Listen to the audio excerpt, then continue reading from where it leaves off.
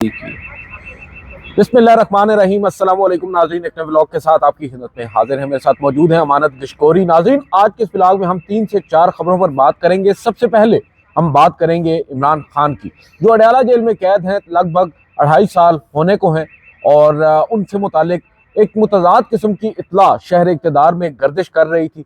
2 रोज़ कबल हमारे दोस्त हैं असदुल्ला खान साहब, उन्होंने एक एक्सक्लूसिव खबर दी कि इमरान खान साहब की न सिर्फ सेहत ख़राब है, उनकी आँख को बेसिकली डॉक्टर्स ने चेक भी किया है। पिम्स से एक बोर्ड गया और 3 मुख्तलिफ तारीखें जनवरी की, जहां वो बोर्ड गया, डॉक्टर्स गए और इमरान खान साहब को मुआयना किया और फैसला ये हुआ कि इनको ऑपरेट करना पड़ेगा, जिसके लिए इन्हें मुंतकिल करना पड़ेगा पिम्स अस्पताल में। ये खबर गुज़िश्ता रोज़ भी हमने आपके साथ शेयर की। अब जो असदुल्ला खान साहब हैं, उन्होंने भी ये दावा किया है उनकी इतलात के मुताबिक कि इमरान खान साहब को न सिर्फ रिकमेंड किया गया बल्कि उन्हें रात गए अडयाला जेल से बने पिम्स अस्पताल मुंतकिल भी किया गया और खुफिया तौर पर बताया जाता है कि उनका वहाँ पर एक ऑपरेट भी किया गया, जो काफ़ी देर जारी रहा। इवन दो उन्होंने एक मुकालमा भी इमरान खान साहब का वहाँ पर शेयर किया, जो डॉक्टर साहिबान उनको ट्रीट कर रहे थे, उनसे इमरान खान साहब ने एक तरह से एक्सक्यूज़ किया कि मेरी वजह से आपको भी तकलीफ़ उठाना पड़ रही है। जब ये खबर आई उसके ऊपर फिर हमने तरदीदें देखी।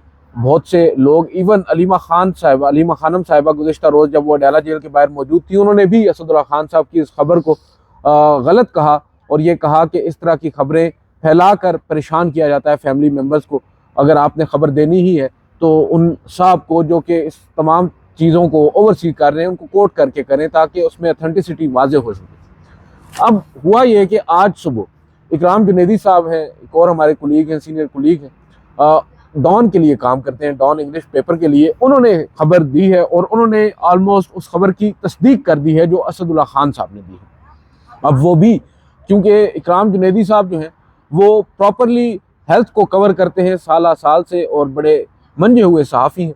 उन्होंने ये खबर अगर डॉन जैसे अखबार में शाया की है, दैट मीन्स कि उस खबर की उन्होंने तस्दीक की है और उन्होंने वहाँ पर कोट भी किया है कि एक सीनियर डॉक्टर ने उन्हें इस बात की तस्दीक की है कि इमरान खान साहब को लाया गया अडयाला जेल में और हफ्ते की रात उन्हें वहाँ पर लाया गया और उनको लाने से पहले जो पिम्स अस्पताल की का ईटी रूम, जो ऑपरेशन थिएटर है, ओटी रूम है, उसको और दीगर जो उससे मुतसल कमरे थे उनको खाली करवाया गया और वहाँ पर उन्हें शिफ्ट किया गया और रात गए उनका ऑपरेशन किया गया, जो सुबह तक गालिबन इतवार की सुबह तक जारी रहा और फिर इतवार की सुबह ही इमरान खान साहब को वहाँ से मुंतकिल किया गया। अब इस बात की तस्दीक इकराम जुनैदी साहब भी कर रहे हैं और उन्होंने साथ साथ ये भी कहा है कि एक और डॉक्टर हैं जो इस बात की तस्दीक नहीं बल्कि तरदीद कर रहे हैं और वो ये कह रहे हैं कि इस तरह की खबरें जो हैं वो मुनासिब नहीं हैं। बहरहाल ये खबर अब जब शाया हो चुकी है तो इसके बाद अब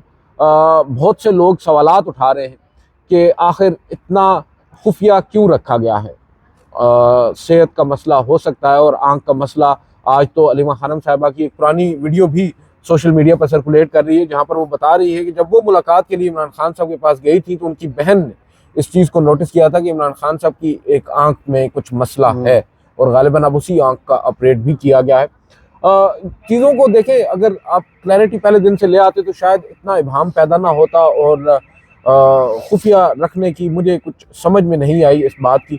बहरहाल अब देखते हैं इसके ऊपर ऑफिशियल्स क्या कहते हैं, क्या वो अपने उसी मौक़िफ़ पर कायम रहते हैं कि कोई ऑपरेशन नहीं हुआ, या फिर इस खबर की अब बाकायदा तौर पर हुकूमती ज़राए तस्दीक भी करेंगे। अमानत गिशकोरी साहब कैसे देखते हैं इस खबर को, क्योंकि अब तो बहुत सी बातें, बहुत सी क्या सराहियाँ हो रही हैं, इमरान खान साहब की सेहत से मुतालिक अंदाजे लगाए जा रहे हैं और कहा जा रहा है कि हो सकता है उन्हें तो बैरून मुल्क भी मुंतकिल किया जा सकता है।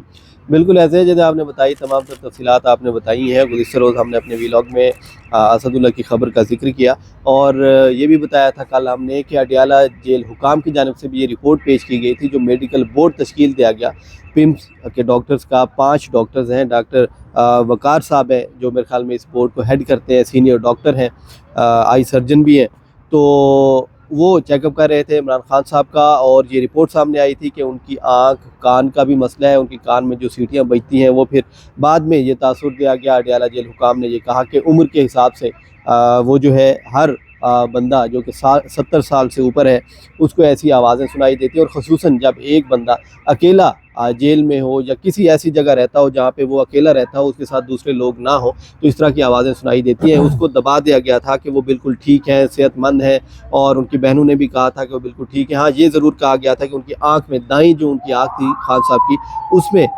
वो जो है उनको थोड़ा धुंधला नज़र आ रहा था, और ये उन्होंने जिक्र भी किया था अपनी बहनों से। तो अब ये बताया गया कि उनको पिम्स अस्पताल लाया गया, और जैसा कि आपने बताया कि क्यों इतना छुपाया गया, मेरे ख्याल में वजह वही है कि उनका नाम क्यों नहीं चलने दिया जाता, वही वजह है। दूसरा बताया ये जाता है कि सिक्योरिटी खदशात है, बिल्कुल हो सकते हैं सिक्योरिटी खदशात, लेकिन सिक्योरिटी खदशात क्या होते हैं? क्या इमरान खान साहब को इधर आके कोई KPK से या कोई वहाँ की पुलिस आके छुड़वा लेगी? क्या वो आके इधर छीन लेंगे इमरान खान साहब को अगर वो हॉस्पिटल लेके जा रहे हैं? कोई भी मुल्ज़िम, कैदी और साबका वज़ीर आज़म अगर जेल में हो तो उसके चेकअप के लिए उसकी इस तरह की जो चीज़ें होती हैं उनको छुपाना नहीं चाहिए, और अगर छुपाते हैं तो फिर इस तरह की खबरें जब लगती हैं तो फिर हुकूमत नाराज़ भी होती है। और जिस तरह शहजाद इकबाल का आपने सुना होगा कि उन्होंने भी एक प्रोग्राम किया ईमान मज़ारी और हादी अली चट्ठा से मुतल्लिक, तो उनको भी पैमरा की जानिब से शो का नोटिस दिया गया है और कहा गया है कि भाई आप बात नहीं करते। डेली हुकूमती वज़रा बैठ के बातें कर रहे होते हैं, उस केस को डिस्कस कर रहे होते हैं।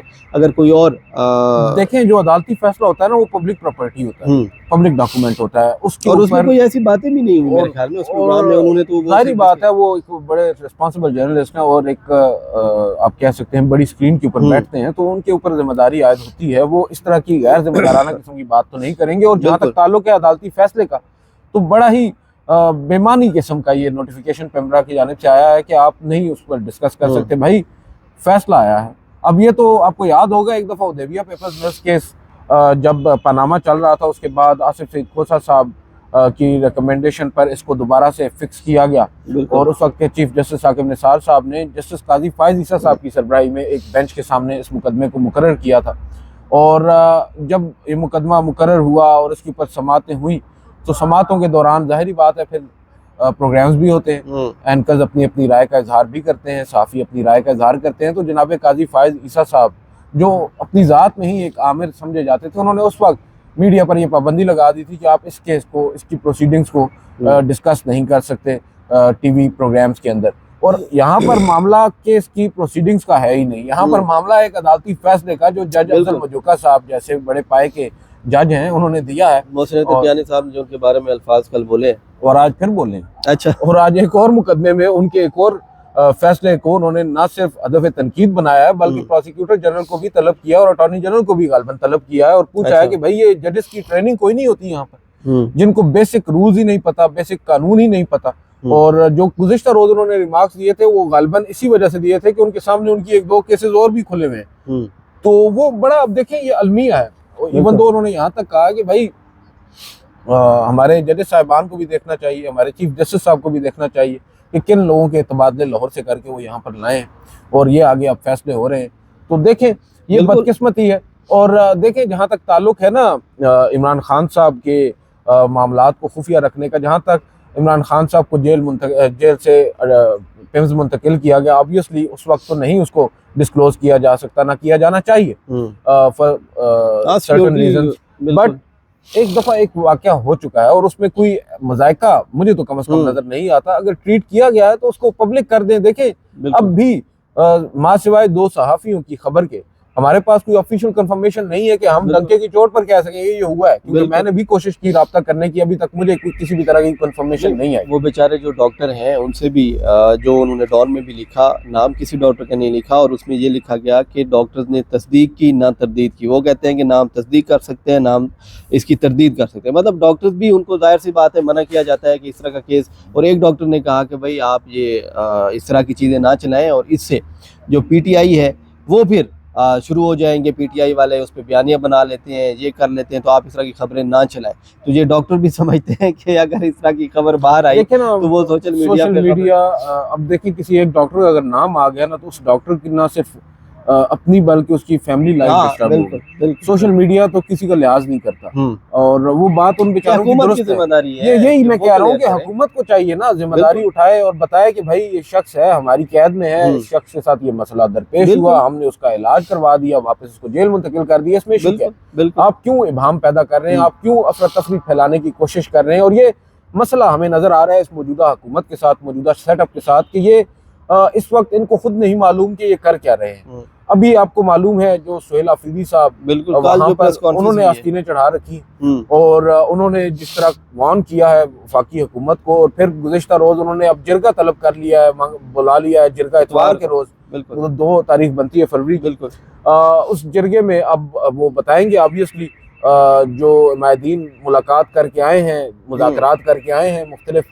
तंजीमों के साथ, जिसका इल्ज़ाम अब गुज़िश्ता रोज़ ख्वाजा आसिफ साहब ने भी लगाया। देखिए हुकूमत जो है ना इस वक्त, मैं समझता हूँ कि बावजूद इसके कि वो बाइख्तियार है, बावजूद इसके कि उनके पास हर तरह का इख्तियार इख्तिदार मौजूद है, मगर उनसे बयानिए की जो जंग है ना उसमें वो बिल्कुल ही पसपा नजर आते हैं। एक वज़ीर आला है जिसका कोई पॉलिटिकल बैकग्राउंड नहीं है, वो उनके काबू में नहीं आ रहा।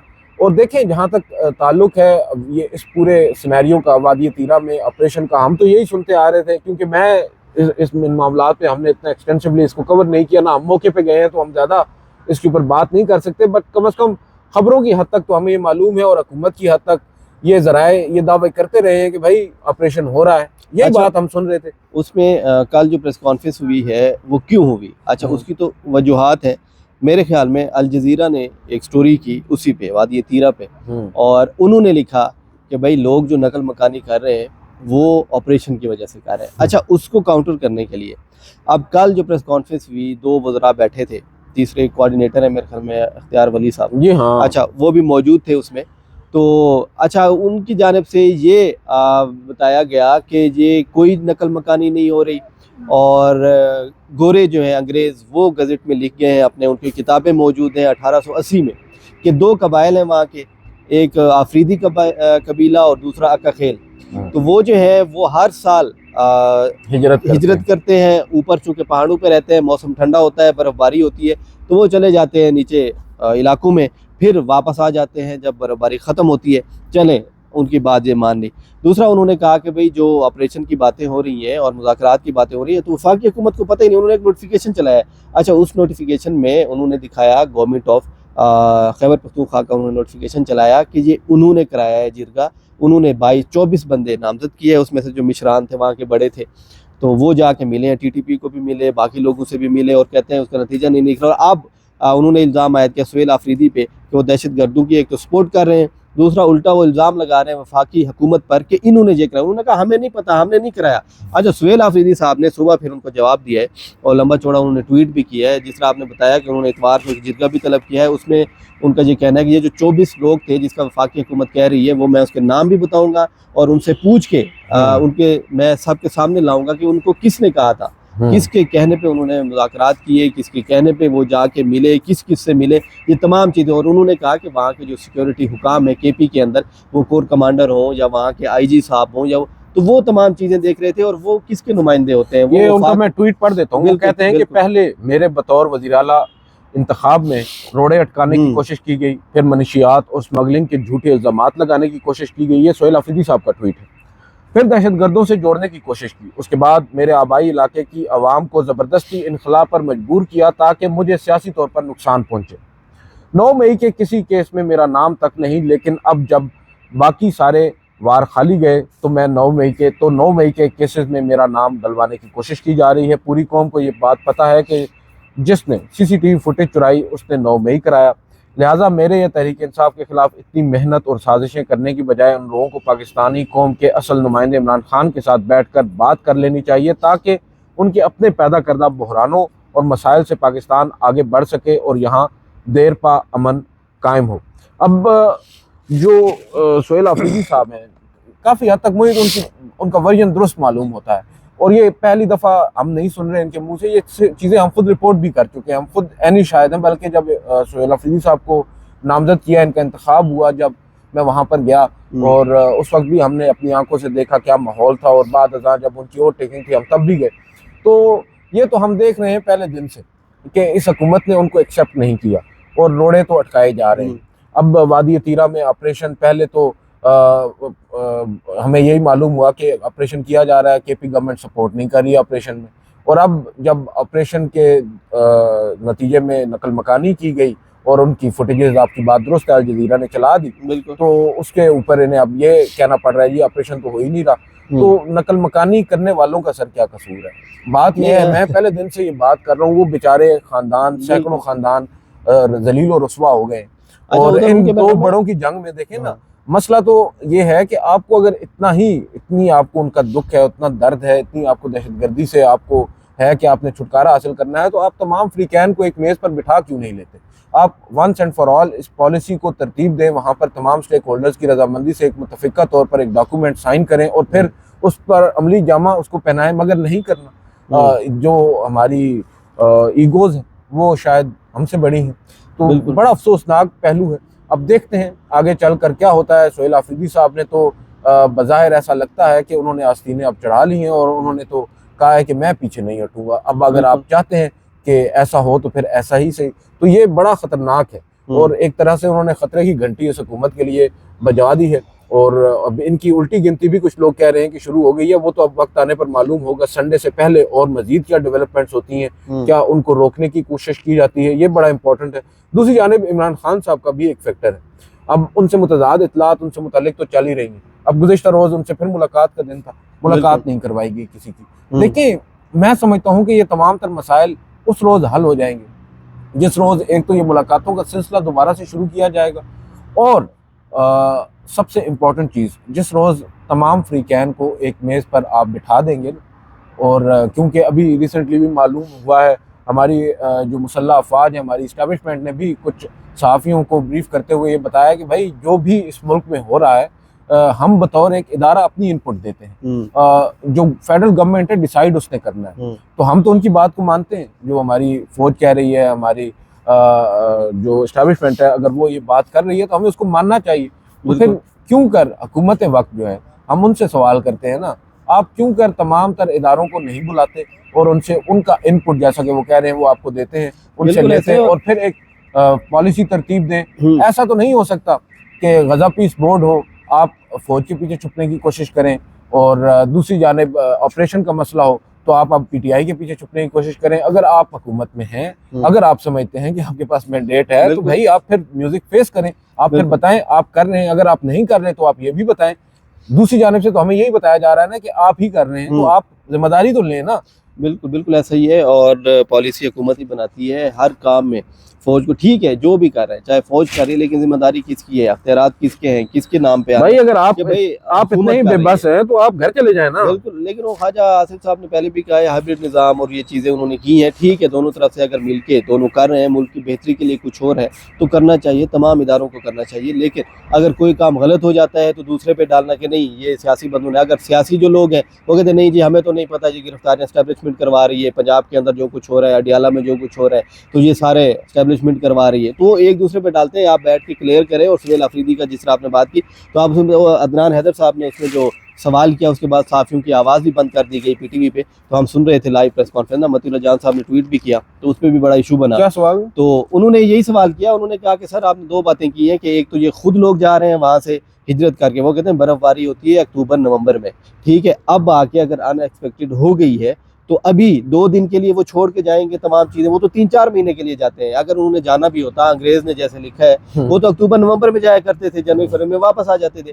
दूसरा उन्होंने कहा अगर आप लोग ऑपरेशन नहीं कर रहे तो आप वजातें क्यों दे रहे हो, आप क्यों इधर आके बता रहे हो कि भाई वो केपी वाले कर रहे हैं, ये कर रहे हैं, तो क्या जब से पाकिस्तान बना है तो वहाँ पे आपने क्या सहूलत दी? आपको पता है वहाँ पे वादी तीरा पे क्या चल रहा है, वहाँ पे स्कूल हैं, वहाँ पे हॉस्पिटल हैं, वहाँ पे रोड्स हैं, अगर वो क्यों मजबूर है हिजरत करने में? ये तो हुकूमत की जिम्मेदारी। चले इमरान खान की 10-12 साल से हुकूमत है, अब वफाकी हुकूमत की जिम्मेदारी नहीं है कि वो 75-76 साल से। अच्छा, उन्होंने ये सवाल किया तो उसके बाद वो गुस्सा भी हुए मिनिस्टर साहब, तो उन्होंने फिर नेक्स्ट जो जिसने भी सवाल करना था वो म्यूट कर दिया गया, सिर्फ जवाब आता था उधर से, सवाल पीटीवी पे उसकी आवाज़ नहीं आ रही थी।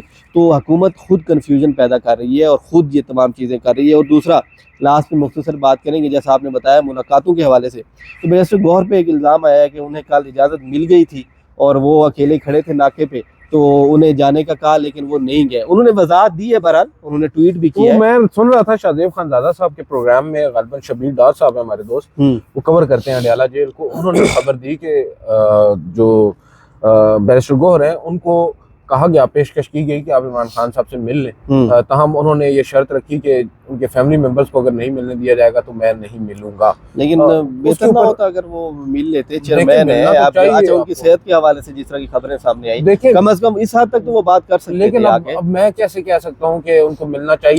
वजह ये है कि वो कह रहे हैं कि मुझे तो बताया ही नहीं गया और ना मुझे पेशकश की गई है और ना मैंने इनकार किया। वो कहते हैं, उन्होंने मैं सुबह सुन रहा था, उन्होंने बयान दिया है, ट्वीट भी किया हुआ है और उन्होंने कहा कि भाई मुझसे मुतालिक ये जो खबरें मंसूब करके चलाई जा रही है कतई झूठ है, मुझे किसी भी तरह की पेशकश नहीं की गई। मैं हर मंगल को मुलाकात के लिए वहां पर जाता जरूर हूँ और जब मुलाकात नहीं करवाई जाती तो मैं नाके से वापस आ जाता हूँ जैसे दीगर लोग करते हैं। इस दफा भी मेरा यही मामूल था, मुझे कोई पेशकश नहीं की गई।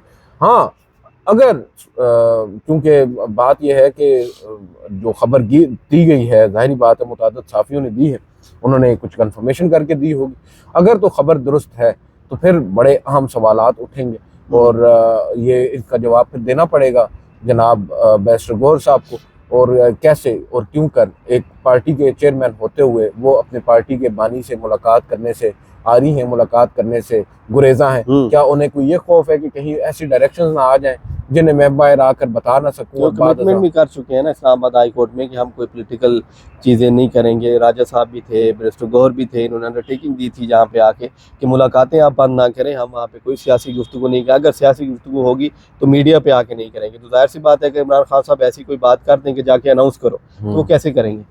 चलो, उनके लिए मुश्किल है थोड़ी। बहरहाल देखते हैं क्या होता है। आज के इस व्लॉग से इतना ही, इजाज़त दीजिए, अल्लाह हाफ़िज़।